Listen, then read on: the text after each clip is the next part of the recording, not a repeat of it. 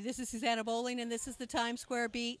When I was 15, the hottest dancer, and still the hottest dancer, was Donna McKechnie doing TikTok and Company, and we are with her right now. Mark, just to remember, this was your favorite dancer and still is. Wow. You were my ex-husband's favorite thing. As a matter of fact, we bonded over him doing TikTok. That's great. I don't often hear that. My But God. That's fantastic. What a compliment. Do you know that all those dances are on YouTube? Promises, promises. I know. Thank God for YouTube, right? No, when I want to be happy, I go and I watch the Turkey Lurkey and the TikTok. Oh, my goodness. Yeah. Music in the Mirror. Oh, beautiful. That's great. Do you? I'm glad I'm not doing it. I'm glad they got it. Really? No, I mean, I love to dance. I love to move, but that was 8 shows a week doing Turkey Lurkey. I have Also Hullabaloo. That's Oh also my on gosh! YouTube. Yes. Wow. So in your show. Old enough. Oh no, I am. In your show now, what are you doing? I'm doing a lot of wonderful songs. I was inspired to put this act together the first time I walked into this room with this 54 Below, because I had this musical deja vu, and I was inspired to put a show together about the heyday of Studio 54. And it took me back to the scintillating 70s. And then all these memories came flooding back. My first apartment was on 54th Street. So I tell a story about a young girl coming to New York and growing up to become a dancer and doing shows. And it's kind of a little storyboard of my life, but some beautiful songs. How did you become who you were in New York? I know that you did Forum. I know that... Yeah, my first role, and I talk about that in the show. Marvin Hamlish played my audition when he was just out of Juilliard. He was like, see, I'm going way back into the history. He was a great pianist even then, you know, and that was the first time I sang for Sondheim. And yeah, Forum was a great education on the road for a year for a young girl, and what fun. It's funny because when you think of your career, you don't think of Philia as the role that would have been your first role. You think of something incredibly dancing. Yeah, I know, but that was my first role because I was this professional student.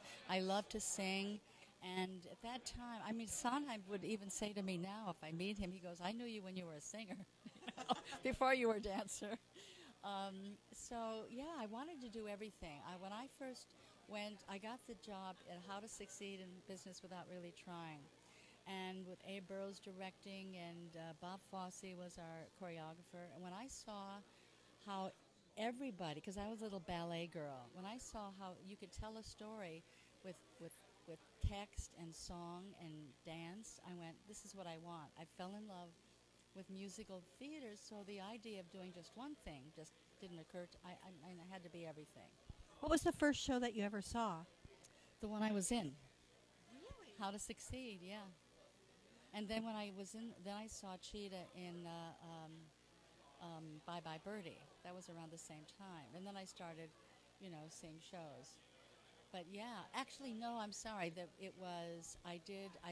was a dancer in Framingham, Mass. in a summer stock. Those were the first shows that I did, but the first Broadway show. Yeah. And John Raid, we did Carousel, and I played the little daughter. That was a great experience, and How to Succeed was a phenomenal first show to do. Now, you've worked with amazing choreographers. You've worked with Bob Fosse. You worked with Michael Bennett. Is there a choreographer that you had wanted to work with that you never had the chance? Gower Champion. I always wanted to work with Gower. I feel like I know so many of his friends and his dancers, and when I work with the Dance Machine, they're coming back to the Joyce. I see them, we're all kind of, in our own way, giving the young dancers the first-hand training from what we know from these choreographers, but that we learned, their material, their choreography. And Gower I see his work, and it's fantastic. I mean, they're all great, right? But Robbins, who's better than Balanchine? I don't know. They're just... It's funny because you look at the choreography now and you can see where it's come from. It almost all has a language, except for Hamilton. Have you seen Hamilton yet? Not yet. I'm dying to. The choreography, and it has its a brand new language. It's actually really interesting.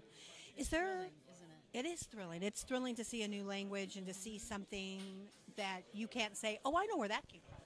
But it's artfully done in a commercial way, and it's new and it's integrate, to the story. That's what I love. Is there a show or a role that you would like to play now? I'm going off to do a new one. I don't even know what it is. I hope it's the one. It's called In Your Arms.